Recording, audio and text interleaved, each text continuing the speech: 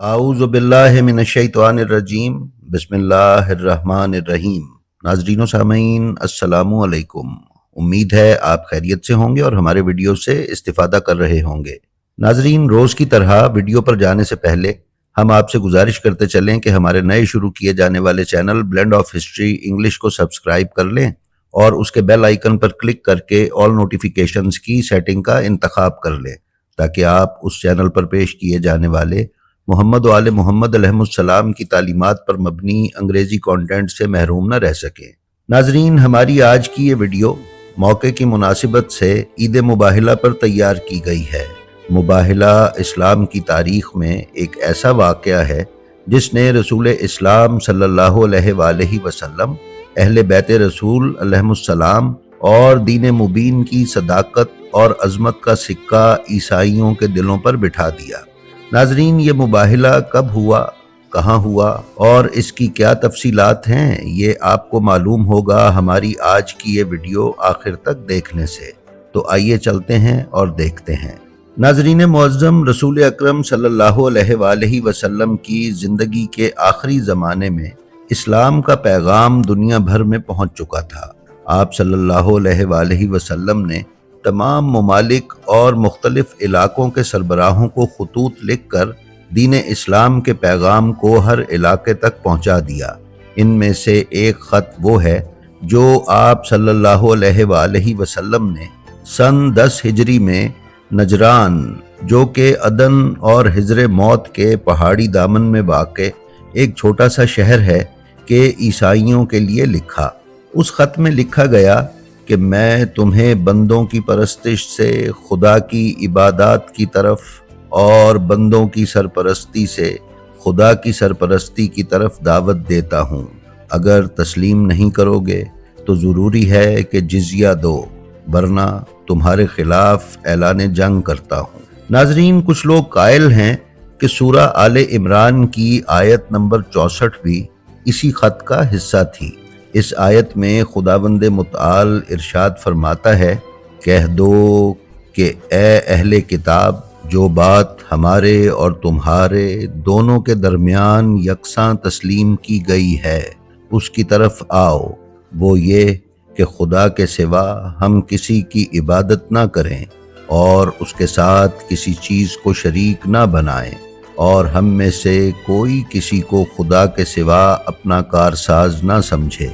अगर ये लोग इस बात को ना माने तो इनसे कह दो कि तुम गवाह रहो कि हम खुदा के फर्मा बरदार हैं। जब रसूल अकरम सल्लल्लाहु अलैहि वसल्लम का ये ख़त ईसाई अकाबिरीन तक पहुँचा तो उन्होंने एक इजलास तलब किया और कई दिन बहस व मुबाहिसे और गौर व फिक्र के बाद ये फ़ैसला किया गया कि हमें अपने चोटी के ईसाई उलमा का एक वफ़द लेकर मदीना जाना चाहिए और ईसाई मज़हब की हक़ानियत पर रसूल इस्लाम सल्लल्लाहु अलैहि वसल्लम से मुनाज़रा करना चाहिए। लिहाजा नजरान के ईसाइयों का 60 अफराद पर मुश्तमिल एक वफ़द पैगम्बर अकरम सल्लल्लाहु अलैहि वसल्लम से मुलाकात और बातचीत करने के लिए मदीना पहुंचा। उनमें 14 अफराद सरकर्दा थे। उनमें से भी 3 अशख़ास पूरे गिरोह की सरबराही के फ़राइज़ अंजाम दे रहे थे और ये लोग उस ज़माने के ईसाइयों के लिए काबिल एहतराम शुमार होते थे। उनमें से एक का लक़ब आकिब था कि जिसका नाम उस ज़माने में अब्दुल मसीह था, दूसरे का नाम अहम था और तीसरा अस्कफ था और उसका नाम अबू हारिसा बिन अलकमा था। नाजरीन, इब्न साद ने अपनी किताब अल तबकातुल कुबरा में इस वफ़द की मदीना आमद और पैगम्बर अकरम से मुलाकात के हवाले से लिखा है कि ईसाई रेशम के कीमती लिबास पहने हुए थे। इसी हाल में वो मस्जिद नबवी में दाखिल हुए और मशरिक की तरफ रुख करके इबादत करने लगे। पैगम्बर अकरम ने मुसलमानों को फरमाया, इन्हें आज़ादी से अपनी इबादत करने दी जाए। फिर वो इन्हीं मलबूसात के साथ पैगम्बर अकरम सल्लल्लाहु अलैहि वसल्लम की खिदमत में हाजिर हुए, मगर रसूल अकरम ने मुलाकात नहीं की। अगले दिन वो राहिबों के लिबास में हाजिर हुए और सलाम किया। पैगम्बर अकरम सल्लल्लाहु अलैहि वसल्लम ने जवाब दिया और उन्हें इस्लाम की दावत दी انہوں نے اسے قبول نہ کیا اور بحث کا آغاز کر دیا اور حضرت عیسیٰ علیہ السلام کے خدا کا بیٹا ہونے اور ان کی فضیلت پر اصرار کرنے لگے۔ اسی وقت جبرائیل پیغمبر اکرم صلی اللہ علیہ وآلہ وسلم پر سورہ آل عمران کی آیت نمبر 59 لے کر نازل ہوئے کہ عیسیٰ کا حال خدا کے نزدیک آدم کا سا ہے کہ اس نے پہلے مٹی سے ان کا قالب بنایا، پھر فرمایا کہ انسانی جسم ہو جا تو وہ انسانی جسم ہو گئے۔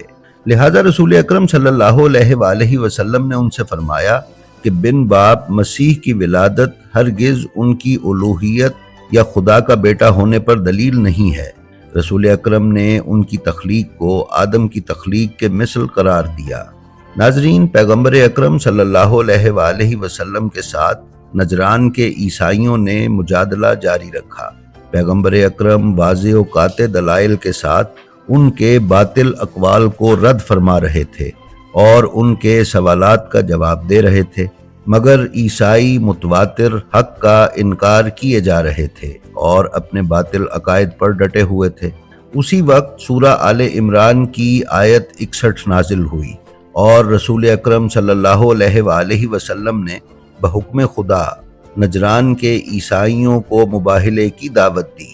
سورہ آل عمران کی آیت 61 کا ترجمہ کچھ یوں ہے: پھر اگر یہ لوگ عیسیٰ کے بارے میں تم سے جھگڑا کریں اور تم کو حقیقت حال تو معلوم ہو ہی چلی ہے، تو ان سے کہنا کہ آؤ ہم اپنے بیٹوں اور عورتوں کو بلائیں، تم اپنے بیٹوں اور عورتوں کو بلاؤ اور ہم خود بھی آئیں اور اپنے نفس کو بھی بلائیں، اور تم خود بھی آؤ اور اپنے نفوس کو لاؤ، پھر دونوں فریق خدا سے دعا اور التجا کریں اور جھوٹوں پر خدا کی لعنت بھیجیں۔ ناظرین، جب عیسائی نمائندوں نے رسول اکرم صلی اللہ علیہ وآلہ وسلم سے مباہلے کی تجویز کو سنا تو حیران ہو گئے۔ انہوں نے مہلت مانگی تاکہ اس بارے میں سوچ و بچار اور مشاورت کریں۔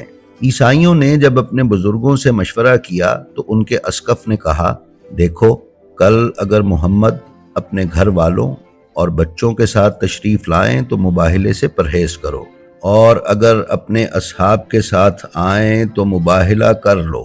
لیکن آیا مباہلہ اور اللہ کے حکم کے مطابق پیغمبر اکرم صلی اللہ علیہ وآلہ وسلم کو اپنے فرزندوں، خواتین اور اپنے نفوس کو اپنے ہمراہ لانا تھا۔ لہٰذا پیغمبر اکرم صلی اللہ علیہ وآلہ وسلم اگلی صبح مباہلے کے لیے تشریف لائے۔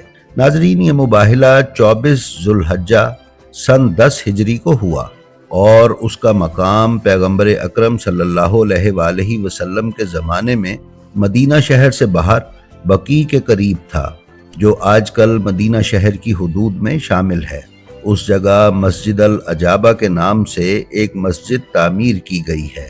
اس مسجد کا مسجد نبوی سے فاصلہ تقریباً 2 کلومیٹر ہے۔ ناظرین معظم، رسول اکرم صلی اللہ علیہ وآلہ وسلم اس مباہلے کے لیے اس شان سے تشریف لائے کہ حضرت علی کا ہاتھ تھامے ہوئے تھے اور حضرت حسن اور حضرت حسین علیہ السلام آگے آگے چل رہے تھے۔ حضرت فاطمہ الزہرا سلام اللہ علیہا آپ کے پیچھے تھیں، جبکہ ایک دوسری روایت میں ہے کہ رسول اکرم نے جناب حسنین کریمین کا ہاتھ تھاما ہوا تھا۔ بہرحال عیسائی بھی میدان میں آ گئے۔ ان کا اسقف عاقب آگے آگے تھا۔ جب انہوں نے نبی اکرم صلی اللہ علیہ وآلہ وسلم کو ان ہستیوں کے ساتھ دیکھا تو اسقف عاقب نے اپنے ہمراہیوں سے کہا کہ ان ہستیوں سے کبھی مباہلہ نہ کرنا، کیونکہ جو میں دیکھ رہا ہوں وہ تم نہیں دیکھ رہے۔ اس پر انہوں نے درخواست کی کہ پیغمبر اکرم کے ہمراہیوں کا تعارف کروایا جائے، لہٰذا انہیں بتایا گیا کہ یہ ان کے چچا زاد اور داماد ہیں اور رسول اکرم کے سب سے زیادہ محبوب ہیں۔ یہ دونوں ان کے نواسے ہیں اور یہ خاتون ان کی بیٹی فاطمہ الزہرا سلام اللہ علیہا ہیں، جو پیغمبر کو سب سے زیادہ محبوب اور عزیز ہیں۔ پھر پیغمبر اکرم صلی اللہ علیہ وآلہ وسلم آگے بڑھ کر دو زانو ہو کر تشریف فرما ہو گئے۔ عیسائی اسقف ابا حارثہ نے کہا، خدا کی قسم، یہ مرد انبیاء کی طرح بیٹھا ہے۔ پھر عیسائیوں کے ایک بزرگ نے کہا، اے ابو حارثہ، آگے بڑھ کر مباہلہ کر۔ ابو حارثہ نے کہا، خدا کی قسم میں مباہلہ نہیں کروں گا، کیونکہ انہیں مباہلے کے لیے پوری طرح سے تیار اور آمادہ دیکھ رہا ہوں، اور خوفزدہ ہوں کہ یہ سچے ہوں تو اس صورت میں بخدا ہمارا کچھ نہیں بچے گا۔ میں ایسے چہرے دیکھ رہا ہوں کہ اگر خدا سے پہاڑوں کو اپنی جگہ سے اکھاڑنے کی دعا کریں تو وہ حتماً ایسا ہی کرے گا، لہٰذا ان سے مباہلہ نہ کرو کہ ہلاک ہو جاؤ گے، اور دنیا بھر میں کوئی عیسیٰ کا نام لینے والا زندہ نہیں رہے گا۔ یہ سن کر عیسائی خوفزدہ ہو گئے اور مباہلہ ختم کرنے کی درخواست کی۔ پھر اسقف نے پیغمبر اکرم کو کہا، اے ابو القاسم، ہم مباہلہ نہیں کریں گے، البتہ مصالحت کے لیے حاضر ہیں، ہمارے ساتھ مصالحت کر لیں۔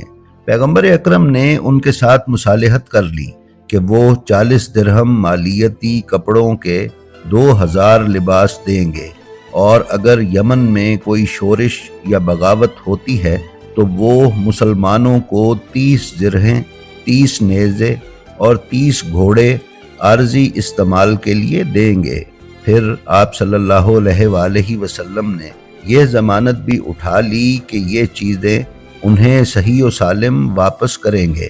اس صورت میں نجران کے عیسائی اور ان سے وابستہ افراد خدا اور رسول کی پناہ میں اہل ذمہ ہوں گے، اور ان کی جان، دین، اموال اور زمینیں محفوظ رہیں گی۔ اس معاہدے کو لکھ لیا گیا۔ ناظرین، پھر عیسائیوں نے پیغمبر اکرم صلی اللہ علیہ وآلہ وسلم سے درخواست کی کہ ان کے ساتھ کوئی حاکم روانہ کر دیں تاکہ وہ ان میں قضاوت کے فرائض انجام دے۔ پیغمبر اکرم صلی اللہ علیہ وآلہ وسلم نے ابو عبیدہ جراح رضی اللہ تعالی عنہ کو روانہ کر دیا۔ ناظرین، منقول ہے کہ اس واقعے کی وجہ سے کچھ مدت کے بعد مباہلہ میں آئے مسیحیوں کے 2 بزرگ مسلمان اور مومن ہو گئے تھے۔ جی تو ناظرین، یہ تھے اس مباہلے کے مناظر۔ اس ویڈیو کی تیاری میں ہم نے جن کتابوں سے مدد حاصل کی ہے وہ یہ ہیں: قرآن مجید، تاریخ طبری، تاریخ واقدی، سیرت ابن حشام، تاریخ عاصم کوفی، تاریخ یعقوبی، تاریخ ابن خلدون، تاریخ سیوطی، بحار الانوار۔ ناظرین، ہماری آپ سے درخواست ہے کہ ہمارا جو بھی ویڈیو آپ کو پسند آئے اس کا لنک اپنے حلقہ احباب میں شیئر کر کے علوم محمد و آل محمد کی ترویج و اشاعت میں حصہ دار بنیں۔ اپنا اور اپنے متعلقین کا بے حد خیال رکھیں اور اللہ کی مخلوق میں آسانیاں تقسیم کرتے رہیں۔ اللہ آپ کا حامی و ناصر ہو۔ السلام علیکم۔